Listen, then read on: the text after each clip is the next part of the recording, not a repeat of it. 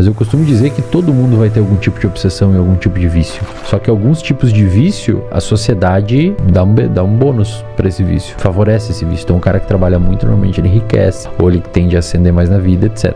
Por exemplo, por isso que concurseiro se fode tanto, cara, do ponto de vista psicológico. Porque é péssimo pro cérebro que um concurseiro faz. Cara, você tem que meio que escolher os vícios que você quer ter. Tem aqueles que são menos problemáticos, tá ligado? Se você pegar, por exemplo, a história do Coleman, cara, acho que é um exemplo mais didático disso do que a gente tá falando aqui. O cara literalmente trocou a vida dele pra ser um dos maiores. Hoje ele caminha hoje? Não, dificuldades, só com muleta e tal. Por conta dos treinos e de toda a história. E mais do que isso. Pode ter sido um agravante, né? E mais do que isso, né? Ele não está arrependido.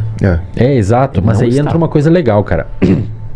Nós humanos, nós somos os únicos animais que conseguimos fazer uma coisa, ter motivação para fazer uma coisa que a recompensa vem depois que a gente morrer.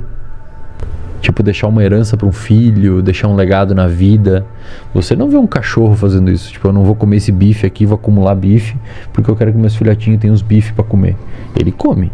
Você não vê nenhum outro animal fazendo isso. O único animal que faz isso é o humano. Nós somos mais longe, né? Nós somos os únicos animais capazes de fazer coisas que os benefícios vão acontecer só depois da nossa morte. É totalmente contraintuitivo. Aí você tá jogando longe, né? Porque, por exemplo, o cachorro não guarda bife nem pra amanhã. Exato. Ele come tudo, fica cheio. Exato. Então o cara que faz isso e paga esse preço alto que você comentou, se ele não fizesse aquilo dali, ele ia colocar esse tipo de obsessão em um outro lugar, sabe? Eu costumo dizer, né, é até meio polêmico quando eu falo isso por aí, a galera às vezes polemiza muito em cima. Mas eu costumo dizer que todo mundo vai ter algum tipo de obsessão e algum tipo de vício. Basta escolher qual que você quer e qual que é mais adaptativo para sua vida ou menos perigoso. Todo mundo vai ter, cara. Tem gente que tem problema com compra, tem gente que tem problema com droga, tem gente que tem problema com tem gente que tem problema com diversos tipos de coisas, cara. Tem gente que tem problema com o trabalho. O cara trabalha demais.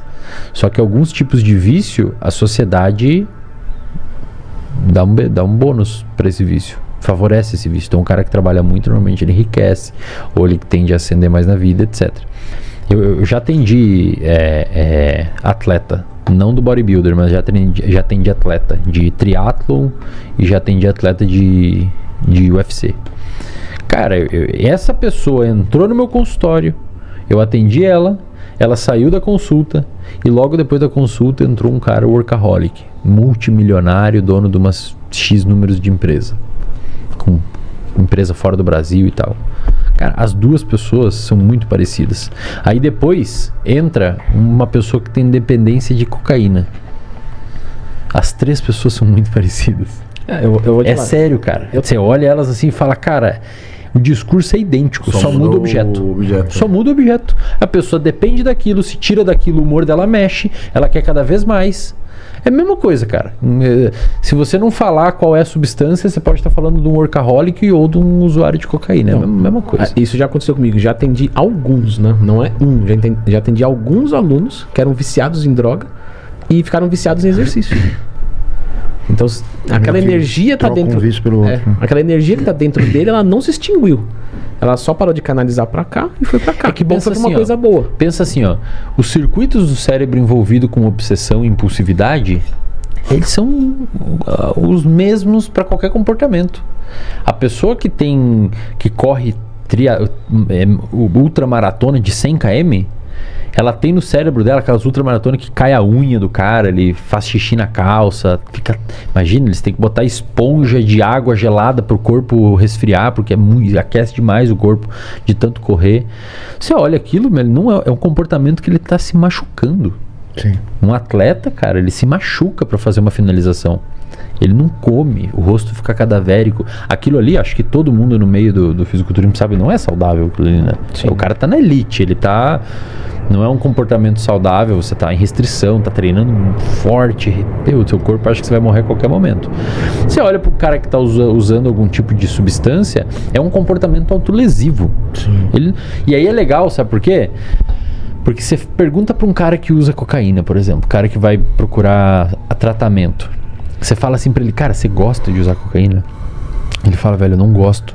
No início era legal, hoje eu não gosto. Porque minha namorada me deixou, gastei dinheiro, vendi coisa em casa, eu não curto usar cocaína. Mas eu preciso usar a cocaína.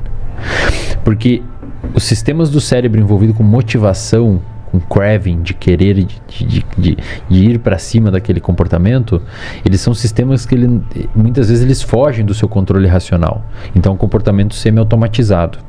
A pessoa que está fazendo uma maratona e tal, você pergunta para ela, cara, quando você está correndo ali, você gosta daquilo? Eu falo, cara, eu não gosto. Eu gosto depois, eu gosto da ideia de ter conseguido fazer, eu gosto da ideia de ter finalizado, de bater a foto com a medalha mordendo, de postar na rede social, de comprar um tênis novo, de ver os canais, de conversar, de ir no jantar de massas antes.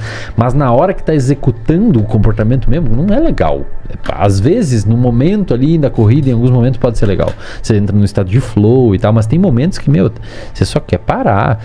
No fisiculturismo tem momentos que tá cansado, você não queria treinar, sua cabeça tá em outro lugar, você queria parar, mas depois que finaliza tudo aquilo, é legal.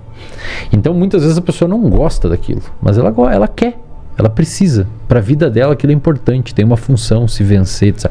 Então, o que eu quero dizer com isso, em linhas gerais para o pessoal entender, no seu cérebro as mesmas regiões envolvidas com vícios ruins são as mesmas regiões envolvidas com hábitos bons.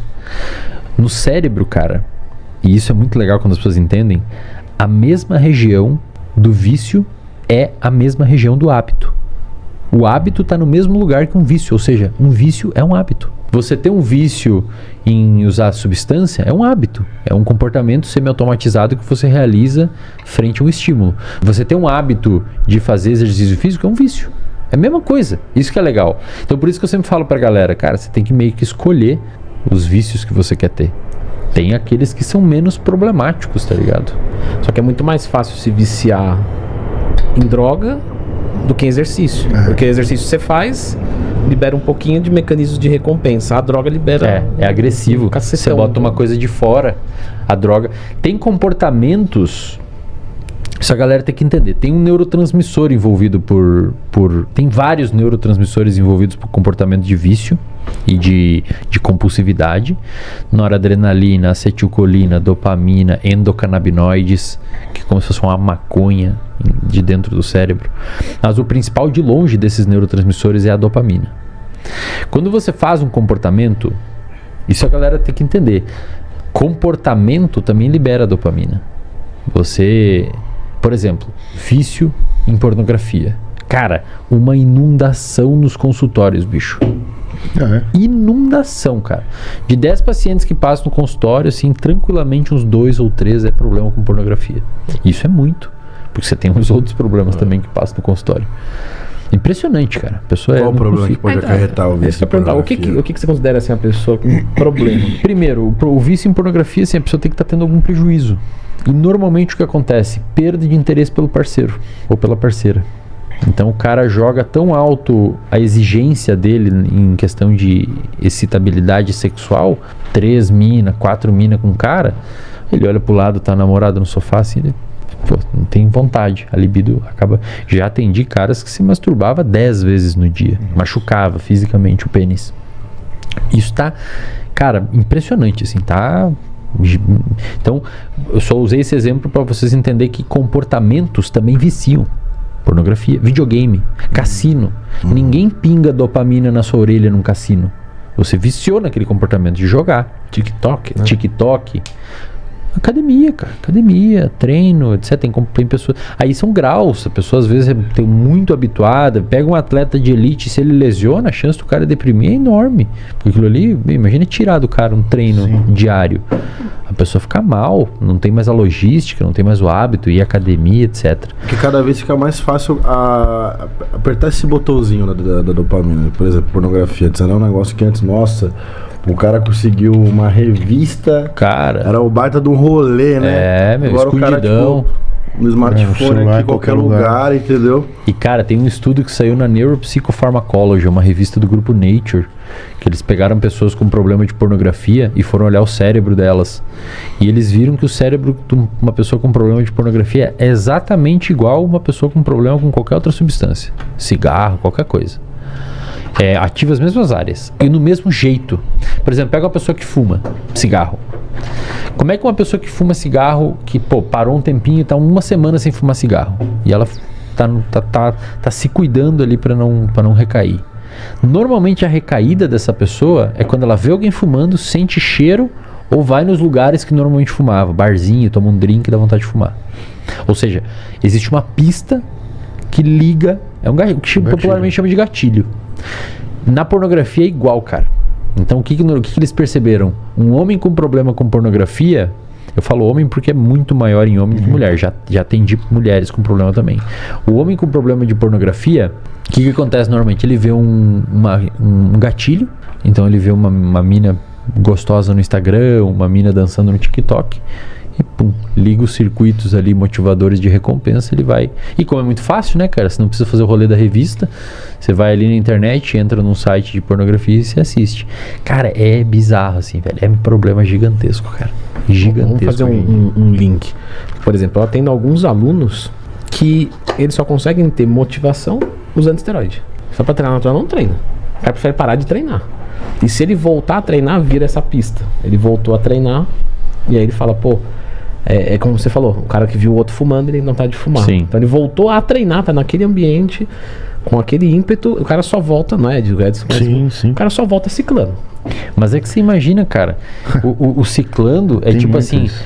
é que vocês têm que entender assim, ó, o nosso comportamento, para ele se transformar num hábito, é um comportamento que inicialmente ele tem que ser recompensador. Dificilmente você habitua uma coisa que você que não reforça você.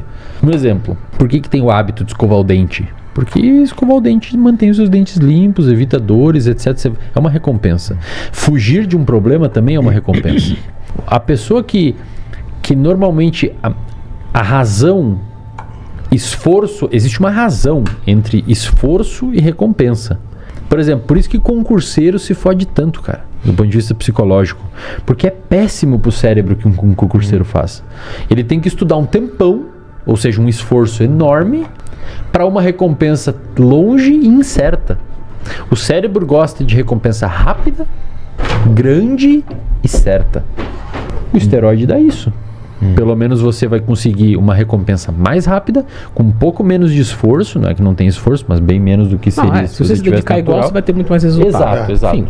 E aí o cérebro buga. Por que eu vou... É tipo assim, Porque eu vou me esforçar. É tipo você trabalhar num emprego que te paga 5 mil trabalhando 8 horas por dia, e você tem outro que te paga 10 mil trabalhando 4 horas por dia. Dele é uns 100 mil. Por que eu vou fazer isso, entendeu? Aí o cara desmotiva e volta depois só com esteroide. Mas isso muitas vezes é ruim, cara. Sempre. Por quê, Nesse cara? caso é sempre ruim. Porque a pessoa perde o que eu gosto de chamar de limiar de percepção de esforço. A pessoa, ela desaprende, é mais ou menos assim, você fica assistindo vídeo de TikTok de 30 segundos o dia inteiro, lendo post de Instagram rapidinho, lê só a figura, não lê nem o textinho de baixo. Dá um livro pra uma pessoa acostumada com isso ler, vai ser um tremendo de um trampo fudido, cara, porque o cérebro dela habituou. O nosso cérebro, ele é plástico. E o que é? Ele muda frente às experiências. Se você pegar um cérebro de um músico, o córtex auditivo do cérebro do músico vai estar muito mais, inclusive muitas vezes um pouquinho maior, claro que em milímetros, morfologicamente também, mas ele vai estar muito mais denso e complexamente conectado os neurônios, porque ele usa muito aquilo. Se você pegar, por exemplo, um cérebro de uma pessoa que aprendeu uma segunda língua, inglês, alemão, francês, italiano, o cérebro dessa pessoa é um cérebro menos propenso a desenvolver Alzheimer, porque ela usou mais o cérebro. Se você pegar o cérebro de um skatista, as regiões do cerebelo, regiões envolvidas com equilíbrio e propriocepção é identificar onde está o meu corpo sem eu olhar. Eu sei que minha mão está aqui, eu sei que se eu vim para cá eu pego um twin aqui, está perto da minha cabeça e tal. Porque eles precisam disso. Se você pegar um cérebro de uma pessoa que faz muito joguinho de memória, essa pessoa eventualmente vai ter uma região do hipocampo mais interconectada e mais complexamente densa. Então, a pessoa que faz isso, que só treina com o recurso, talvez ela dificilmente volta a treinar sem depois, ou vai ser um inferno desgraçado. Eu costumo dizer pra galera que o pessoal tem que se submeter a fazer o difícil, pro cérebro não acostumar só com o fácil. Eu falo isso pros alunos da consultoria, eu falei isso nos meus cursos também, e falo corriqueiramente em live, Instagram, etc. O pior momento para você usar esteroide ou aumentar a dose caso já esteja usando, ou é no começo, ou é quando você está estagnado. Porque eu vejo muitas pessoas que quando estão estagnadas, tipo, o cara vem ali comendo bem, vem treinando bem, né? Aí estagnei. Beleza, mas o cara não estagnou no limite natural dele. Aí ele vem e coloca um esteroide. O problema é que vai resolver o problema, só que não pela via certa. Então a pessoa vem, toma o esteroide, destrava, o resultado ela ganha.